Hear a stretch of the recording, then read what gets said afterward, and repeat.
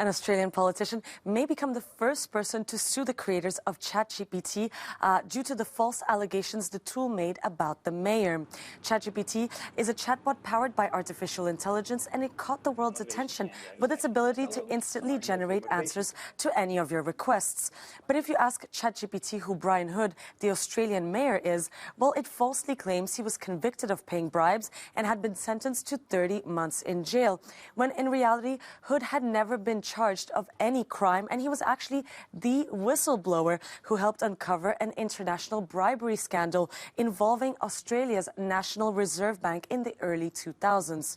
So when Brian Hood was alerted by his colleagues of these false allegations, well, he told Euronews that it caused him extreme distress, especially as an elected official.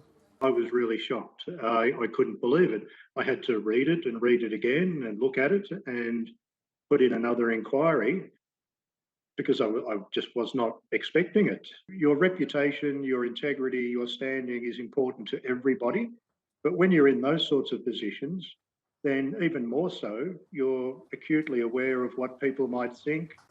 This case is the latest example of a growing list of AI chatbots publishing false claims about people. One such recent example was when a chatbot recently invented a fake sexual harassment case involving a law professor in the United States, and it even cited a Washington Post article that never existed as its source.